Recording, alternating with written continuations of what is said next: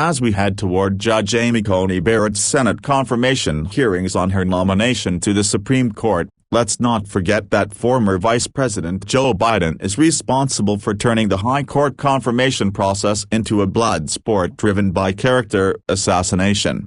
Biden, now the Democratic presidential nominee, claims to work across the aisle with Republicans, but his vicious conduct as a Democratic senator from Delaware in the confirmation hearings for Robert Bork, whose nomination was not confirmed, and now Supreme Court Justice Clarence Thomas, is a permanent stain on the Senate's reputation. And Sen. Kamala Harris, D. California, Biden's vice presidential running mate, followed in his footsteps in 2018 when she tried to smear now Justice Brett Kavanaugh with similarly baseless and absurd allegations at Senate Judiciary Committee hearings. We are fortunate that neither Biden nor Harris is chairing the confirmation hearings scheduled to begin October 12 in the Judiciary Committee for Barrett, who is currently a judge on the 7th U.S. Circuit Court of Appeals and was nominated to the Supreme Court Saturday by President Trump. In 1987, when President Ronald Reagan nominated U.S. Circuit Court of Appeals Judge Robert Bork to the Supreme Court, Bork was considered one of the finest legal scholars and well-regarded public servants in our country, earning an extremely well-qualified rating from the American Bar Association. But the left, led by Sen. Ted Kennedy, D. Mass., and Senate Judiciary Committee Chairman Biden, decided to savage Bork through character attacks and false claims in a craven and unprincipled tactic for political gain.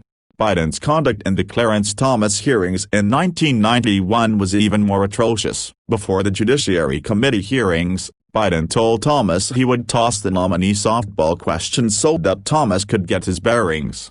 Instead, Biden threw a beanball at Thomas' head by twisting his words and questioning Thomas' integrity. Biden was in full smear mode and could not help himself looking like a buffoon when he tried to challenge Thomas on natural law. But despite Biden's and the left's unrelenting efforts to bork Thomas, the White House and its allies were ready to fight back. Thomas seemed on his way to Senate confirmation with more than 60 votes when, prodded on by Democratic staff, Anita Hill lodged last-minute, baseless accusations of sexual harassment against Thomas, which were leaked by these same Democratic staffers. And then Biden used his position as Judiciary Committee chairman to execute the character assassination. Biden allowed Hill's lawyer to sit in on her key corroborating witness interview, bending the rules to help hype Hill's salacious lies by trying to selectively stifle what senators could discuss.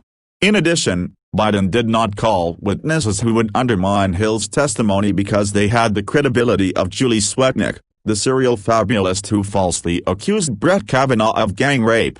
In the end, Thomas blew up the Judiciary Committee's hit job by calling it what it was, a high-tech lynching. Indeed, in his effort to destroy Thomas, Biden supported Hill's allegations even though he did not believe her. Of course, Biden now says he always believed Hill, but that is a lie. Biden told Clarence Thomas that if Hill's allegations were leaked, he would defend Thomas' character. Biden told Sen. Orrin Hatch R. Utah, during the hearings that he did not believe Hill. And Biden told Sen. Arlen Specter Arpa, in a 1998 interview that he did not believe Anita Hill was telling the truth. If there was any doubt on this score, it was answered on the night Justice Thomas was confirmed. When I was with him and some friends at his home and a call came in, it was Joe Biden calling to congratulate Thomas on getting confirmed, telling him not to let this get him down and that Thomas had many years to show the American people what he was, a person of character.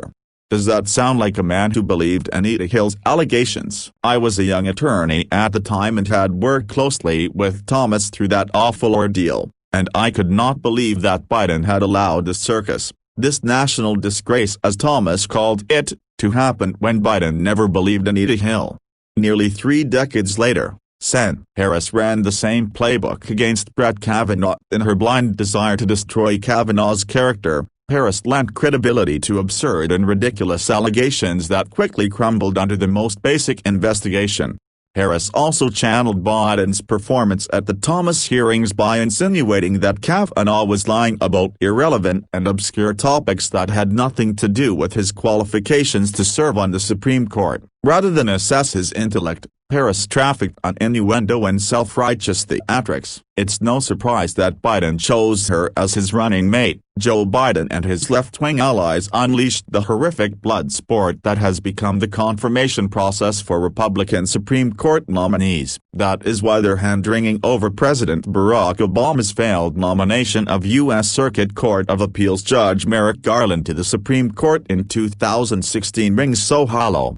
Republicans had the decency to simply exercise their constitutional authority to withhold consent for Garland, rather than fabricate lies to destroy his life, and it is why no one should believe the ugly and false attacks that the left has already unleashed on Judge Barrett and her family. In the end, America is fortunate that Joe Biden is not chairing the upcoming hearings, and that Kamala Harris is but a mere junior senator and a party without the votes to block Barrett's Supreme Court nomination. Otherwise, who knows how low they would go to take down a woman who does not march in lockstep with their liberal orthodoxy.